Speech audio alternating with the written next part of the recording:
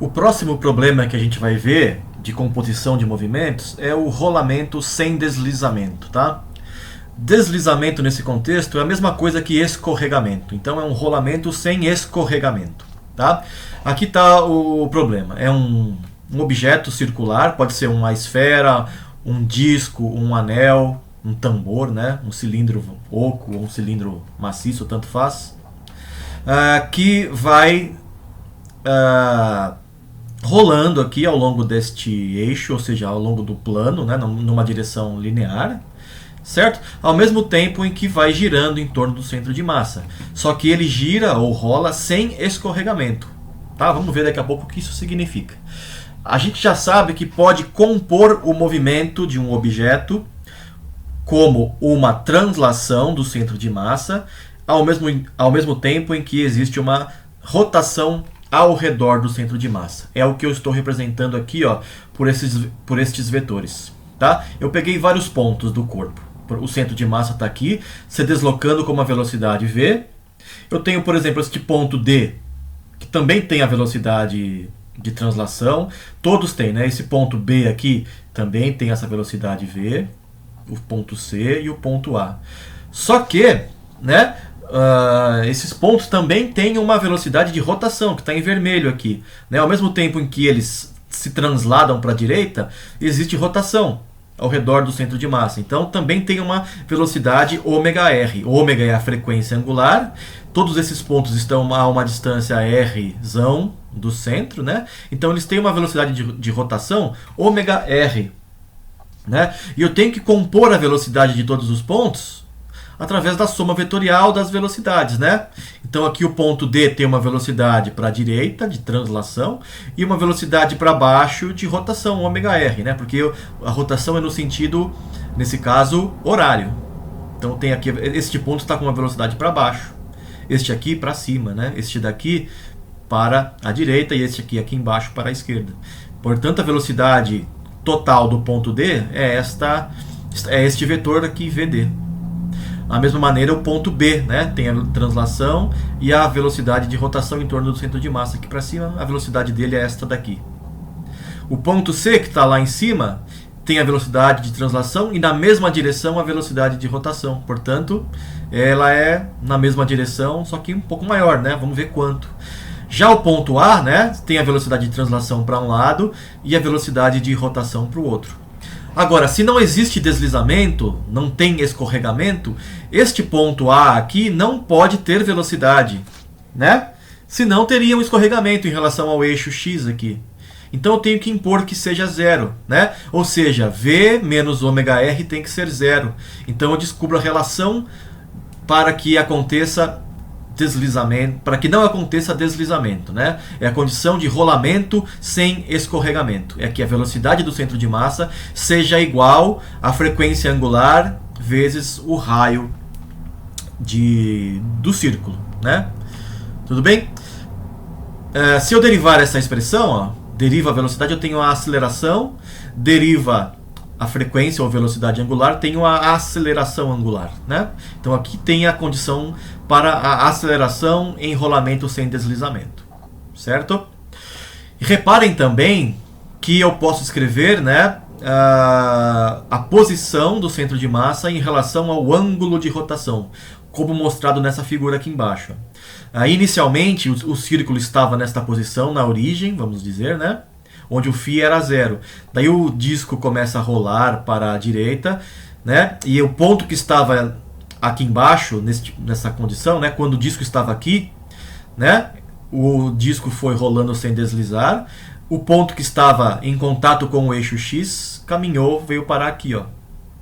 Né? E agora ele formou um ângulo φ com a linha de referência vertical. Este aqui é o ângulo de rotação. E portanto, né?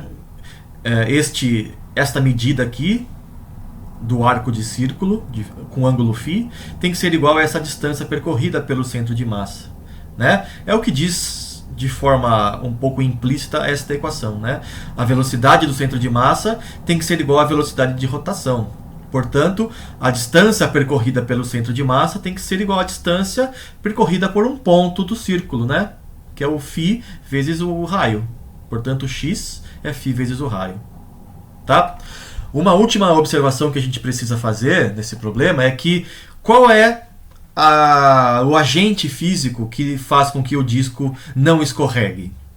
É o atrito, né? Precisa haver atrito entre o disco e a superfície, né? Porque veja, se o disco está rolando, né, está com movimento de rotação e não existe atrito com o eixo X, ele vai ficar ali girando no mesmo lugar, vai ficar patinando, vamos dizer, né, entre aspas, como um carro encalhado, né, atolado, melhor dizendo, como um carro atolado na lama, fica ali girando a roda sem sair do lugar porque não tem atrito, ou tem muito pouco atrito.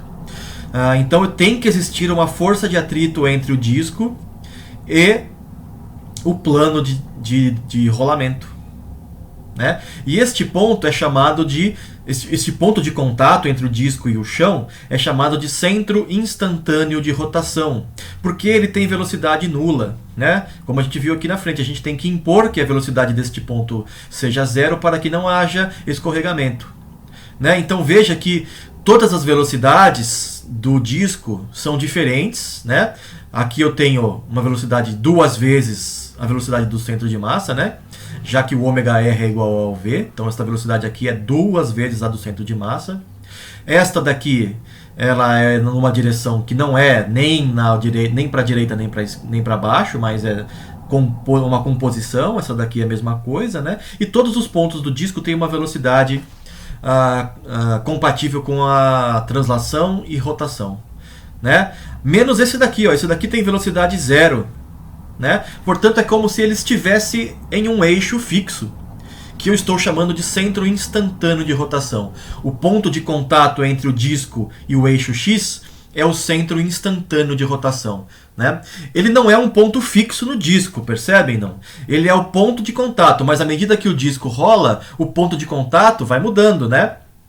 E este é o centro instantâneo de rotação. Ele vai variando com o tempo, ou seja, o ponto do disco que está no centro instantâneo de rotação vai mudando com o tempo, né? Ele é dado pelo ponto de contato do disco com o solo.